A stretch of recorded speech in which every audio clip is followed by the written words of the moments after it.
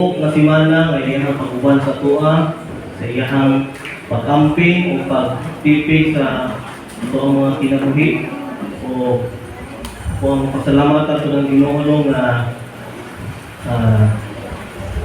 sa nahuman nga seminar ko kahapon sa timing na natunan ko na refresh ko sa mga di klase namin nila doon sa mga teacher subject. Isa na kasem, pero kuha niya o isa kaadlaw ito kay hafde. So salamat sa Ginoo kay daghan ang nag-respond at nag-attend kay mga leaders from different churches. And salamat po sa Ginoo nga ubay-ubay po karon nga nalimba.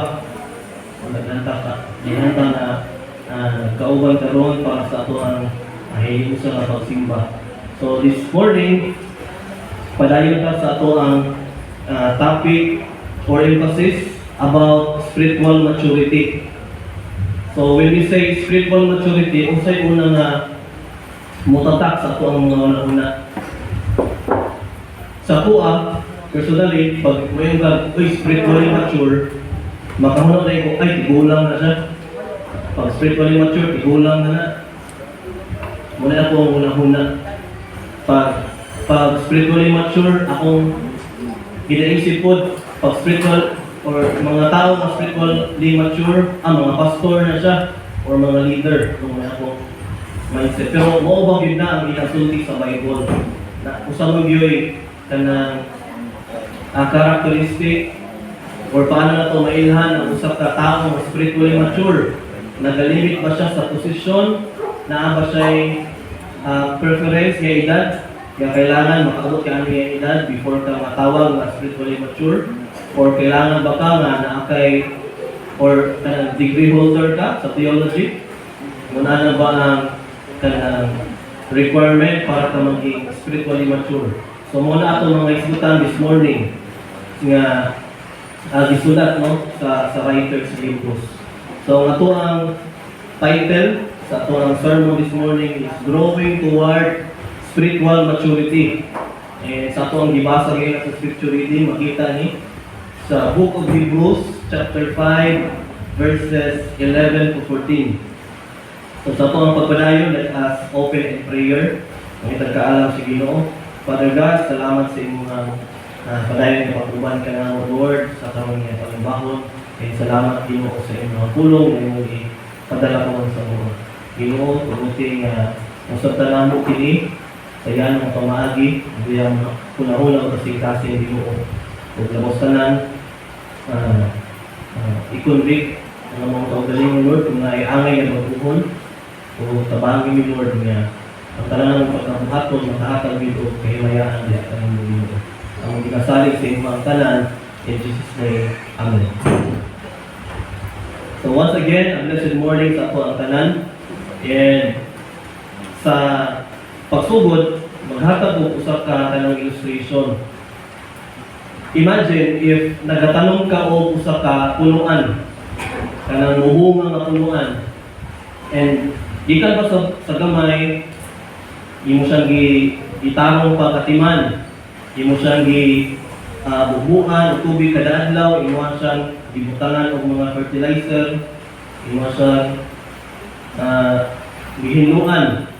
And then pila ka tuig nga sige mo katiman, you are expecting nga mudako siya unya mo bunga, mamulak, mubunga, unya maka-harvest ka ug bunga. But pila sa pag-abot sa katuigan nga kani nga tuig nga gi-expect nimo unta na maka-harvest ka, natingala ka kay wala man sa nidako sa imong gi-expect nga iyang kadakon. Ang pinaka-worst, wala siya namulak. Meaning, dili siya mamunga. Unsa may imong bation? Or unsa may imong pwede ipangutana sa imong kaugalingon? Unsa may, di ba, imong ipangutana? Unsa may problema ani niya? Ako man siyang gitaro pagkatiman. Pero nganong, wala man siya naging healthy. Wala man siya namunga. Nganong wala na meet ang ako expectation.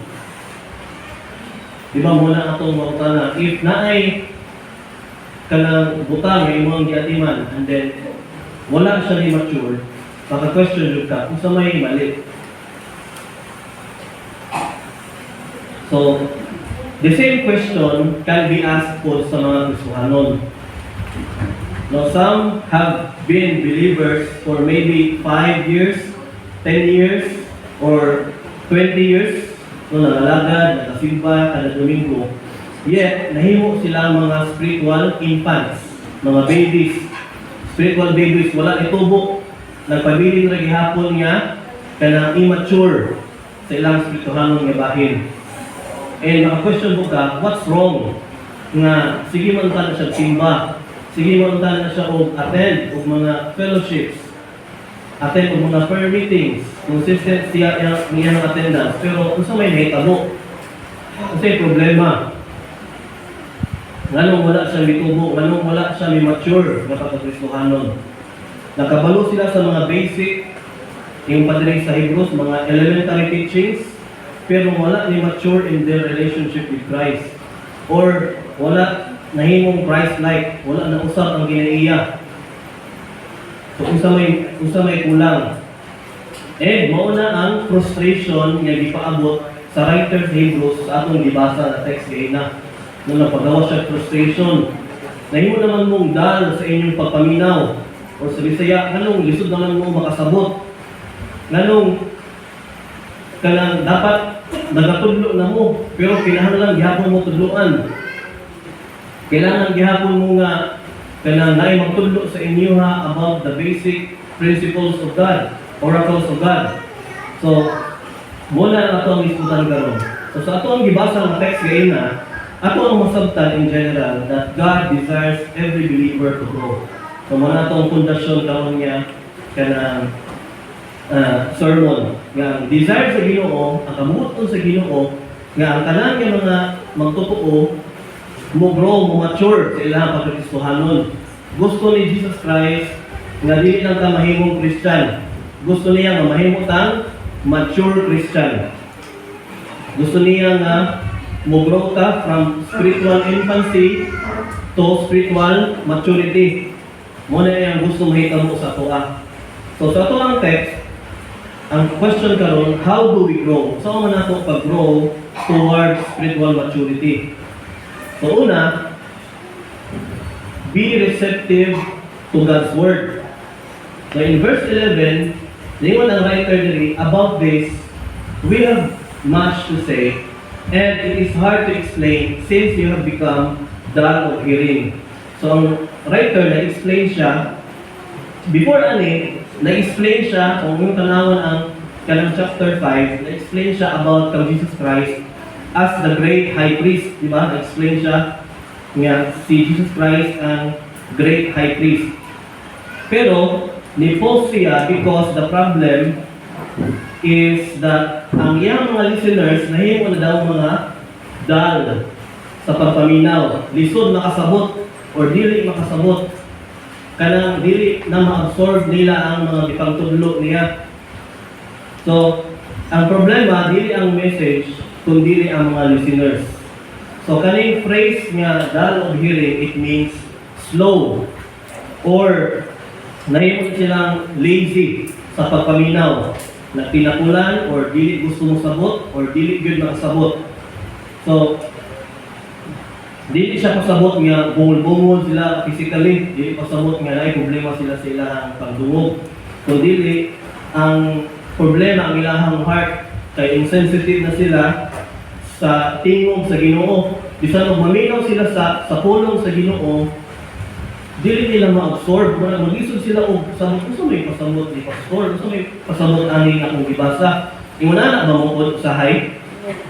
Karon ka, or naka-experience mo mong ingon anak na muna mong pupili makasabot. Muna magdili na ako ma-absorb ang kanang pulong na akong paminaw. Gusto may pasabot ani. Ako po naka-experience ko anak, pero kaning gipasabot diri nga kuan siya kanang mas bukat siya nga case ang nahitabo diri. In fact, ang ingon sa mga Bible scholars kanang apostasy ang ilahang term ang nahitabo diri. Ni talikod na sila sa ilahang faith bitaw. mas grabe siya nga case. Pero ang pinaka kanang ugat yun, nahimong nagsugod yun, nga murag dili na nila ma-absorb ang pulong sa Ginoo. Murag di na sila kasabot, maglisod na sila o absorb sa mensahe sa Ginoo. So, notice sa giingon diri nga you have become, since you have become, meaning before, time yun nga nahimo silang eager sa pag-learn, sa pagsabot o sa pagpaminaw sa pulong sa Ginoo.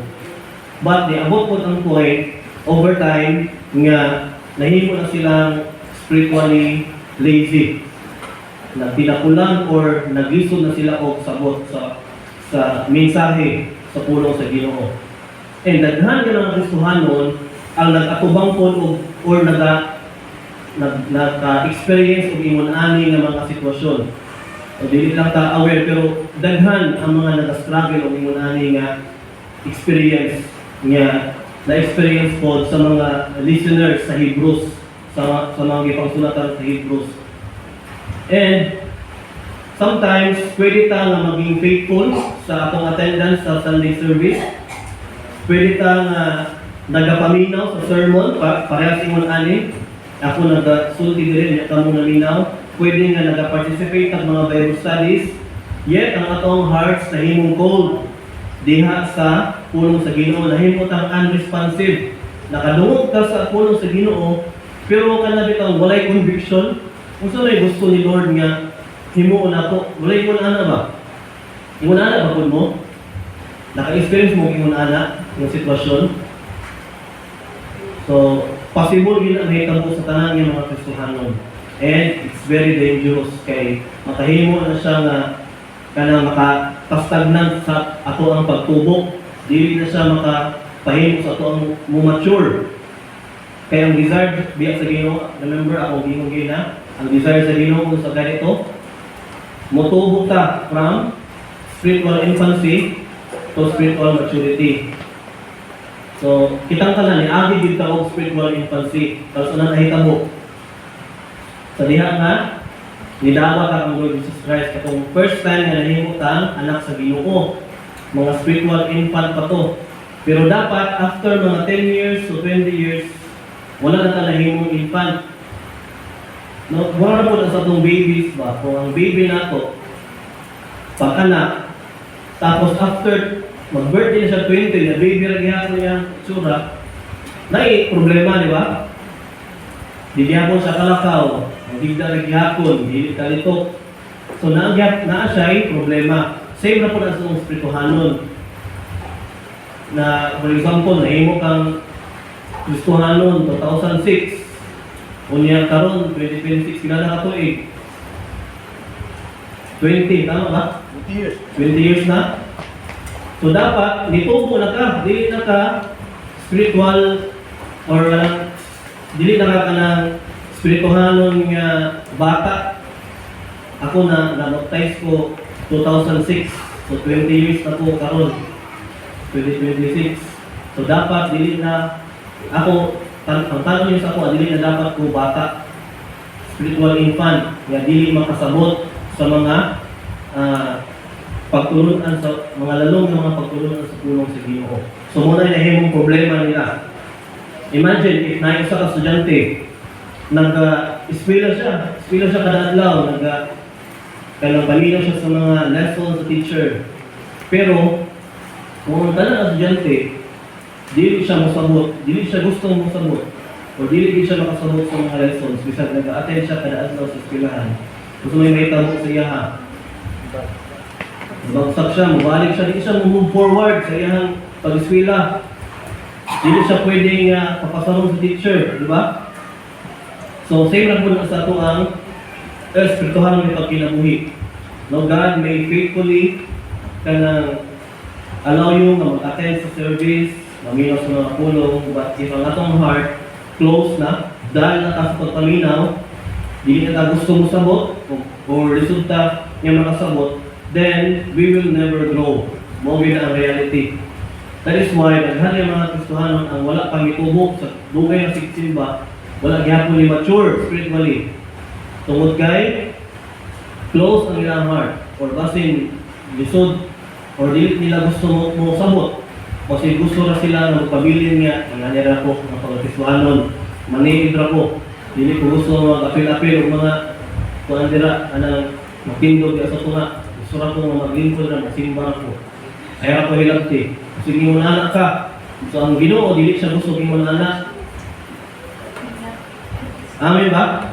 Amen. Dili siya gusto mo na anak, gusto niya mo ka, hindi mo pag-respetuhan nun.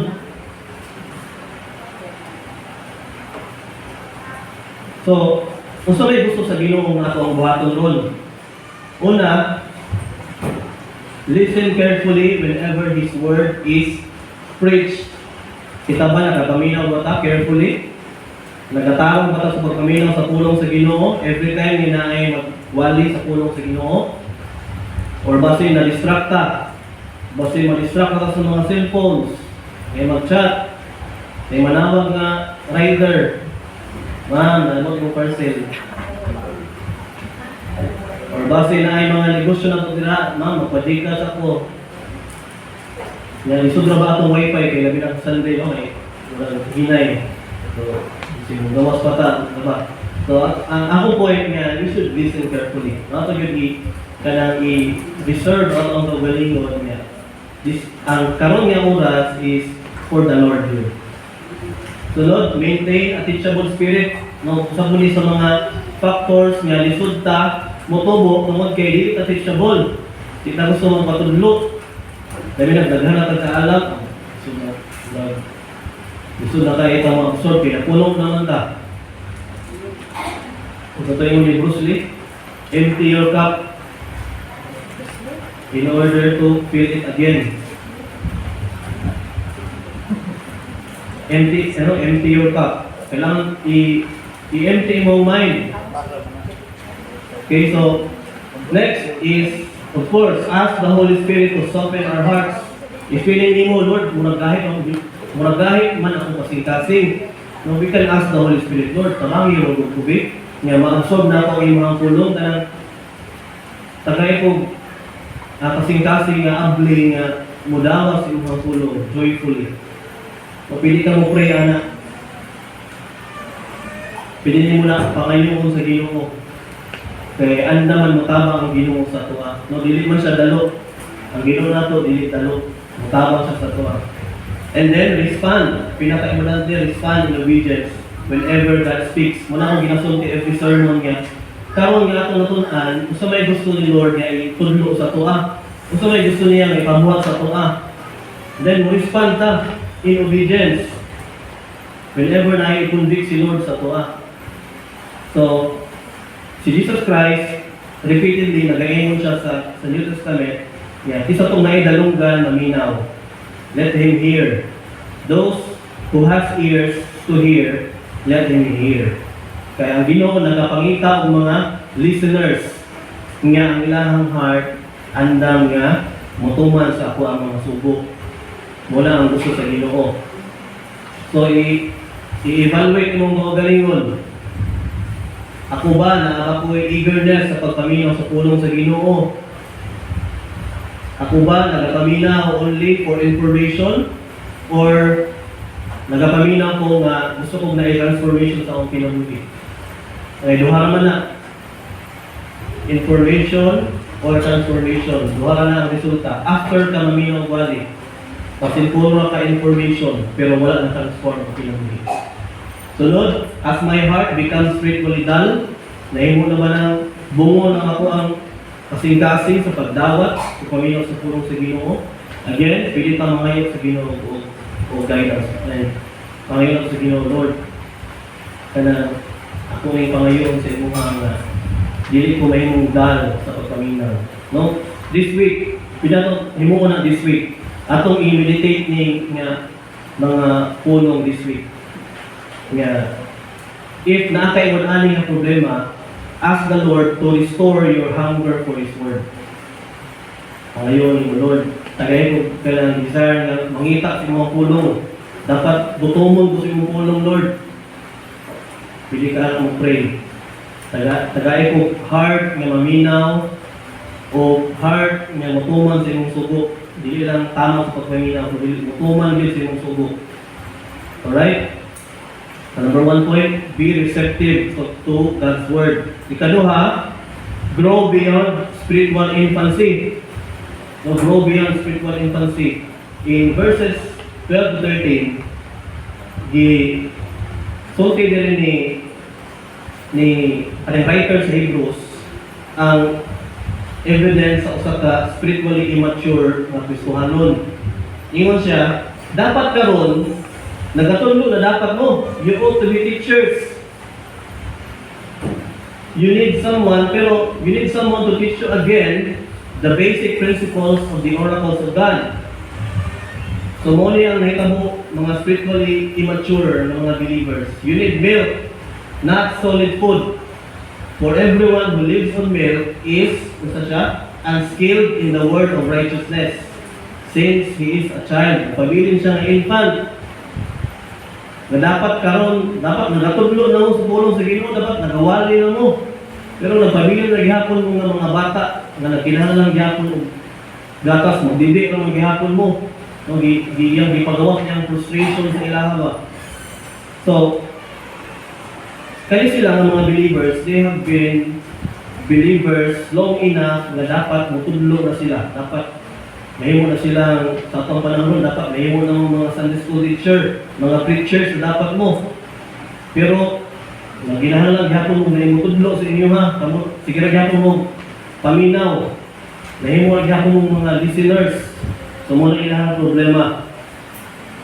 Dapat kamo, mature na utana mo. I am expecting na mature na dapat mo tamo na encourage. Dapat kabalo na mo explain sa gospel. Kabalo ba mo explain sa gospel? O sige pa ta kabalo mo explain sa gospel. Dapat nag-disciple na mo mga younger Christian. Dapat able na mo share sa mga biblical truth. Muna ang isa sa mga tinailan sa mga mature na mga Christian. If dili ka imong anak, maybe you are still immature. You are still infant. So, mura ba ka ng usap ka bata? Diba ang bata? Of course, manginahanglan yun siya o gatas para siya tubo. Mo ang iyang need. Mo ang diet niya. Dili ang katong mga solid food. Pero, if 30 na yung edad, niya magbibiro gyapon ka, so may tanaw sa mga tao sa imuha. Tampon, mali ka simbahan, didi gyapon ka. Niya 30 na ka, gibangas ka ka, magdili, so may tanaw. Di ba, naagi something wrong sa imuha. Ano gusto mo niya siya? Ano, bibiro ng gyapon eh. Murang si Tia ba? Mami, Bunjing. si Tia, magklase eh, sige, Mimi. Kasi nga na ba? Pangita niya kung magdakas. So, the example sa writer, muna mo, wata na, sinahalang niya kung dakas. So, ang Ginoo, dili niya desire na magpabilin ka ng iyong anak. Namention na ako ni before sa akong mga wali niya. Imuna na akong mindset sa una, di ba? Kung naka-remember mo, kung sa lislig ka mo nagsimba, nga nilingon ko sa akong pagalingon niya, Lord, dili ko gusto nga mo tindog diha sa tunga. Gusto na ako, kung simba ako, malingkod, maminaw. Dili ko ganahan mag sinutindog diha kay ulo ko. Dili ka malong istorya. Dili ka malong ma-explain. Dili ka malong makatuba kong mga tao. Ingon na akong mindset sa una. Pero dili na mo gusto sa Ginoo nga magpabilin kang iyong anak. Kaya tao sa iyong anak, spiritual infant. Mura ka 30 anyos nga kadidik. So, unsa may gusto sa Ginoo nga atong buhaton? Gusto niya nga mutubo ka in biblical knowledge. So, unsa man ato pagtubo in biblical knowledge? Of course, mabasa ka sa pulong sa Ginoo. Kailangan nimo magtuon. Kailangan nimo mag-meditate sa pulong sa Ginoo.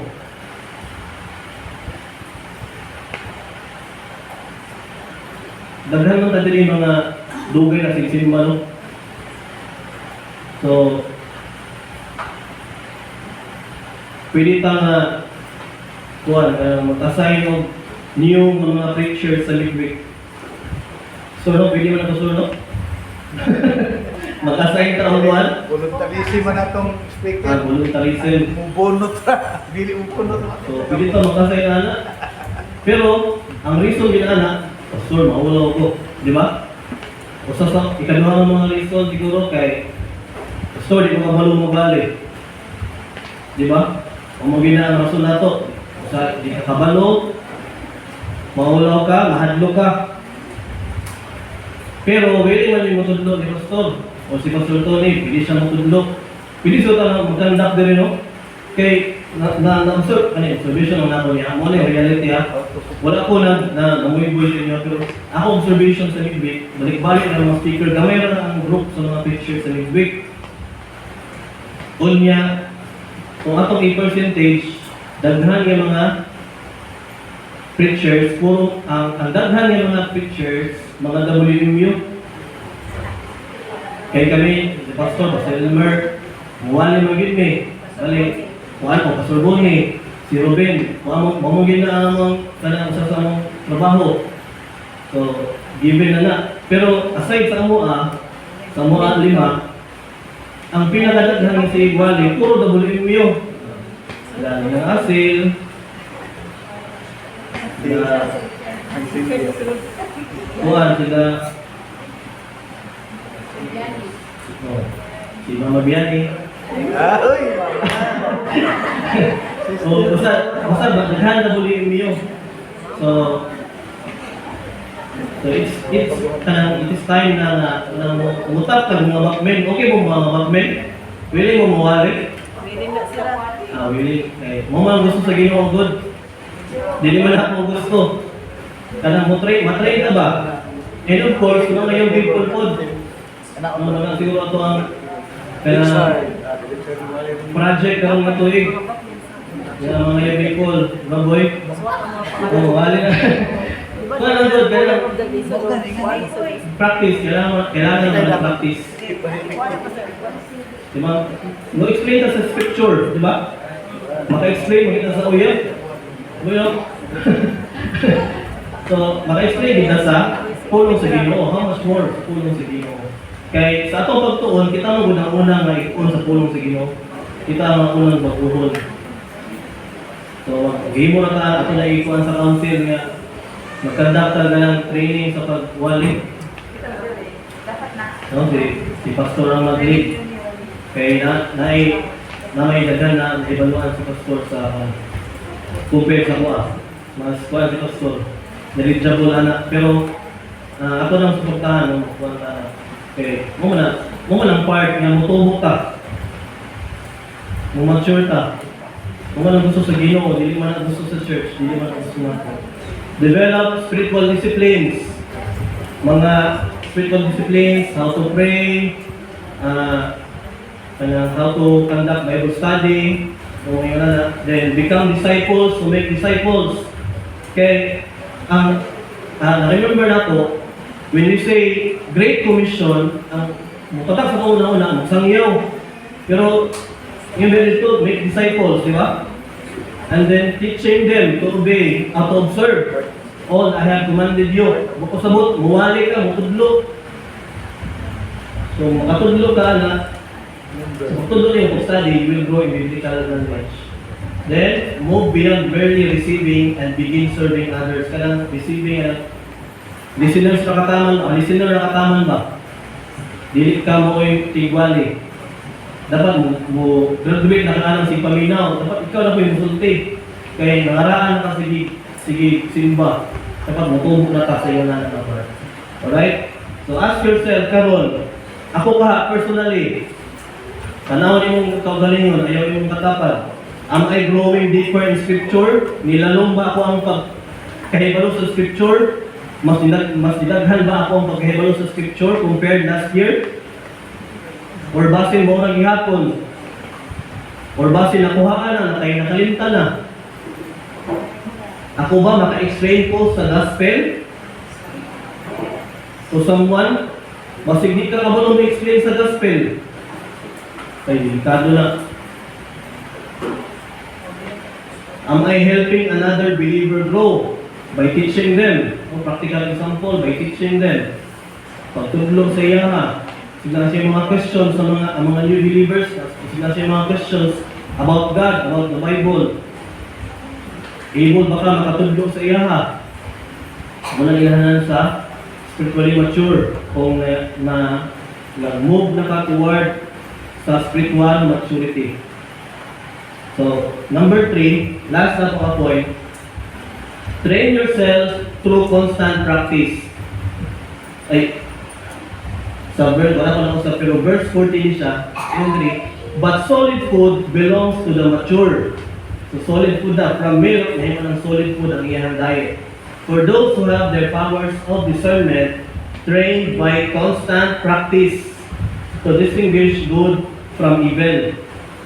So, ang verse 13, naghahatag sa itong picture sa usa ka spiritually mature nga believer. So, ang spiritual maturity di ay, dili siya kanang ma-measure by simply kanang memorizing many verses sa Bible. No, dili siya ma-measure nga kani siya na tao spiritually mature ni kay daghan siya na-memorize yung mga verse, daghan siya alam sa Bible. Or kani siya nga kanang tao kay mature na siya, kay tigulang na siya. So dili na mo ibasihan sa mga spiritually mature nga mga Kristiyano. So ang mga ang gamit dili nga sa kaning train to have their powers of discernment trained by constant practice is kaning word nga train is the same word na ginagamit sa mga athletes nga gidisiplina ang kaugalingon by kanang continual practice no na padayon consistent nga pag-practice. Gina-train nila ang ilang kaugalingon nga muabtik. So mo po na ang point diri sa writer.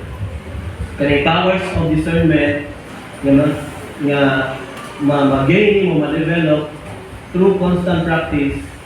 Kaya kaning discernment ang mabuhat ani, you will be able to discern or distinguish good from evil. Nakabalo ka unsa ang truth sa error. Unsa makabalo ka unsa ang maayo o dili maayo. Maka-discern ka ba? Compared sa mga wala na kaila sa Ginoo, dili sila kabalo nga sayop ni or tama ni. Pero sa diha nga mature ka through constant practice, display yung kaugalingon. So baka nanakay powers of discernment. Okay? So ang mature ng mga Christian, kasi mag-create siya sa ito ang mindset niya. Pag mature Christian, kaya mo perfect naman na.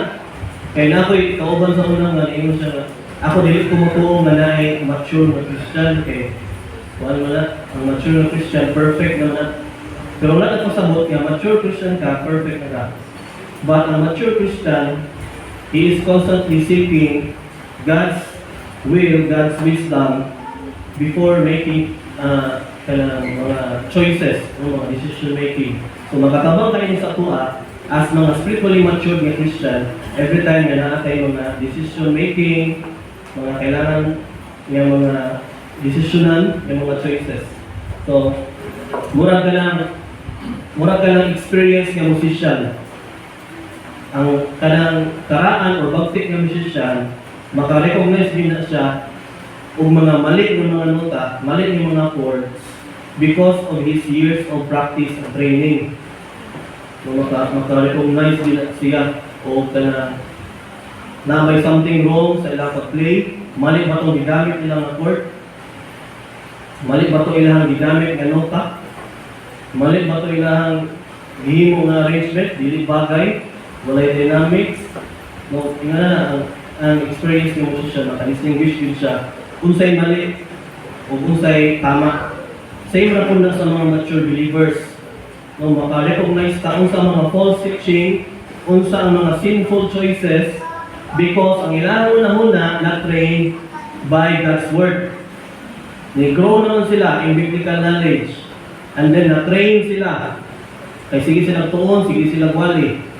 Then nagkaroon na sila of ability to discern which is false na teaching o ang tama na teaching. So, Pinaagi ani nga point.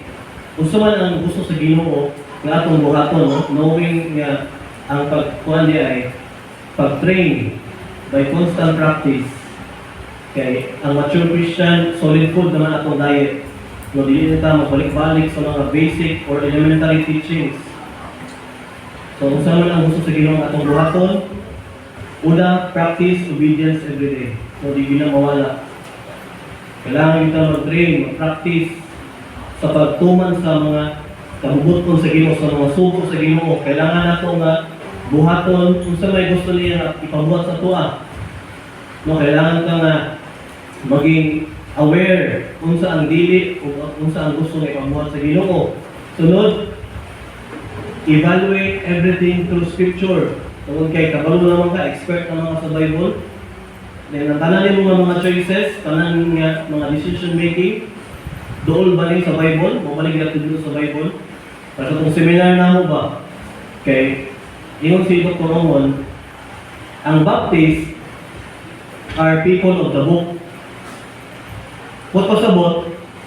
Whenever the Bible is silent, the Baptists are silent. Meaning, Scripture over tradition. Okay. Naanag ka itong, ba? Naanag ka sa mga, na-mention itong seminar nga, na-mention sa seminar nga, ang Southern ang history, ako lang kamay lang. Ang history sa Baptist sa Amerika, di ba, natunga ba na? Na Northern, na ako'y Southern. Anong natunga siya? Tungod kay na ay bad nga tradition or belief ang mga Southern Baptist. Kabulong kung sana naibad ng mga belief or practices di ang Southern Baptist. Kabulong kung sa slavery. Ang mga Northern Baptist, di na sila gusto ng slavery. Dapat wala na yung slaves. Wala na yung mga negro nga timuon yung mga slaves. Dapat kanang pantay-pantay na ta. Wala na yung kanang upper or lower nga status sa kinabuhi. Pero ang Southern Baptist sa Amerika, kanang mga Southern nga part sa Amerika, dili nila mabuhian ang ilang mga slaves. Pero salamat sa Ginoo kay nawala na ng practice. So sa ato apod, no, kay nakuha mo sila na-educate na mo sila ba, nakuha sila ang Ginoo dili na diwala na nga practice. Kay dili gusto ang Ginoo nga naay mga racism nga mahitabo bitaw. Or itong term gap, itong sa seminar na boss system, na yung boss, na yung mga servant. So, evaluate everything through Scripture. Kung sa may pinakadool, or kung sa may ginatulog sa Bible, kasi pinakadool na ginatulog sa Bible, mga natong sundod. Okay, we are people of the book. Sunod, develop spiritual discernment. Ang ginabalik-balik din ang discernment is the ability to discern which is good or evil, or right or wrong. And then grow into Christ-like maturity. Nung muna yung may tabo sa tuwa, grow tayo into a Christ-like na mature na Christian. Kaya gusto sa Ginoo, na dili lang ta makahibalo sa kamatuoran. Gusto sa Ginoo na ikinabuhi nato ang kamatuoran. Muna iyang desire.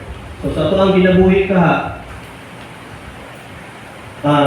makapag-glorify ba na sa Ginoo ang ato ang sa tanan nato mga desisyon maka-glorify ba na sa Ginoo na pag-evaluate before we decide kung natin mga decision making. Ang ato ang mga decision, is it consistent with the Scripture? Subay ba na siya sa Bible? Kaya kung silent ang Bible, then di ito maging dogmatic. Okay. For example, ang Bible kay, ang nasutan na mo sa church administration kay elder man. No, elder or pastors ang mag-lead. Pero ang nakita mo sa daghan ng mga churches, ang deacon mo ay nahimong boss, na board of deacon, then pastor na yun. Marang sunod-sunuran ang pastor. So, dili siya mo i-design sa New Testament na church.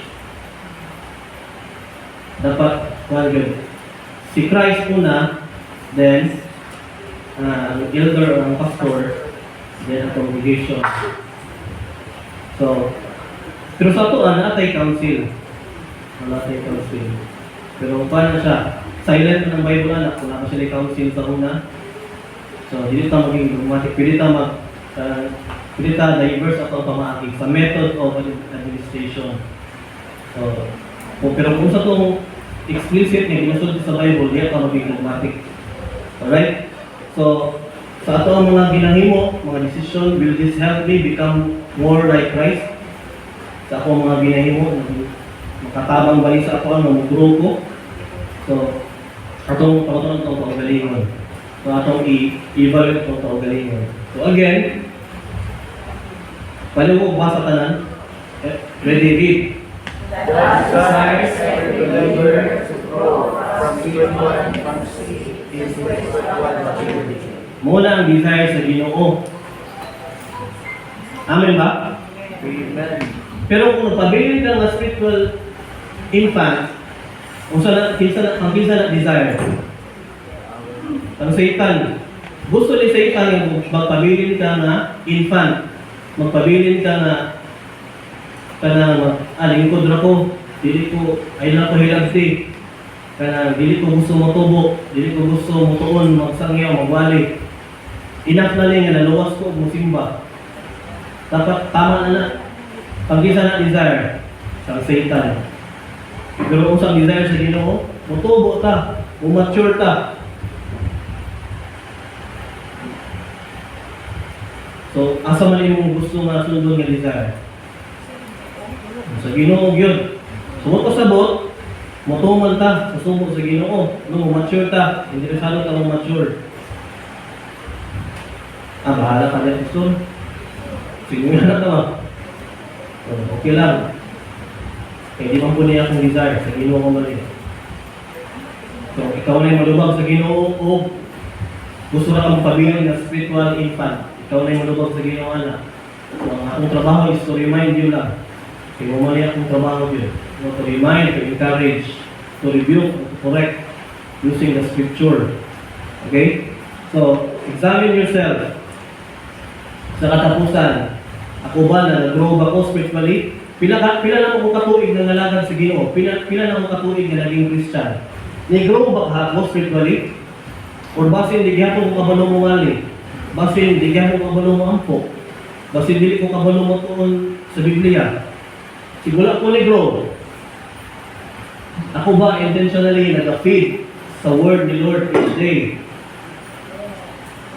Is my life becoming more like Christ than it was a year ago? So ask yourself, kung wala pa, you are following Satan's desire.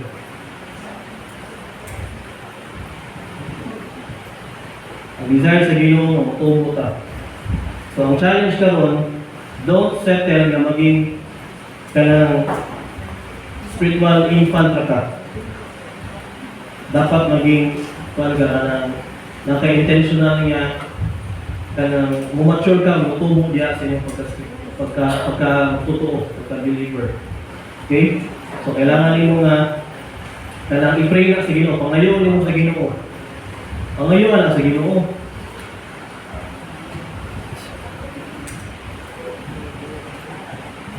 So, this week, muna itong i-pray. Sa itong i-pray. Ibutan, muna kayo prayer list.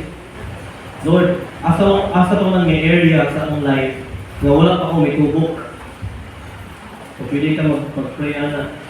Isulat din mo, pwede din mo ibutang sa mong cellphone. Lord, I ask you, tabangan ko din mo mag-grow ko ani. Sana Lord, by next month, kabalo na kumuwali, hindi na kumahadlok pa ang pukon. Sana Lord, sana ko'y kalipay mga uban sa mga outreach. Alright? So mga itong 3 points, tanang ating mga notes or ang uban ng picture, pili na tayo. Ma-remind ka ba? Usay mga pagpahinong tulog sa ito. Let us pray, let us close in prayer.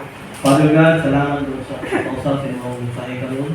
And among prayer, Lord, nga padayon ka na magpapanalangin ka na mo, Ginoo. Pinaagi sa pagpahinumdum ka na mo Ginoo, pag-convict sa mo na dili mi magpabilin nga spiritual infant na mo-grow me toward spiritual maturity. Father God, akong prayer nga dili mi maulit karon inform kung dili maulit mi Ginoo na transform convicted sa mga pulong Ginoo. Nga ang pinaka-purpose pa na yung tanan nga kami ang among kinabuhi makakagalo kay mayan kasilungo sa mga ngalan ng Ginoo. Kaya mo man yung desire, mo man yung gusto. Kung kailangan naman isundon, kaya ikaw man ang mong Ginoo. Ikaw man ang among hari sa mong kinabuhi. Kung kailangan yung sunod sa hari, sama sunod nga, kalibutan ng hari na naay mga sakupan ng mga tao, kasi na pag-respeto, kahadlok o pagtuman. Kita Lord, na ako may unana ng mga kinaiya, diya sa iyong Lord. Mahimong ka lang mong hari, na naami reverence diya kanimo naami loyalty naami kalipay na mo-obey sa imong mga sugo Lord, wala itong na nag-pray na nga yung mahitabo sa kanalin mong kaanakan, especially this sa SSB Lord. Kalinga Church, ang mga tao dili magpabilin niya spiritual infant, kundi matubo mi Lord, may mo yung mature spiritual.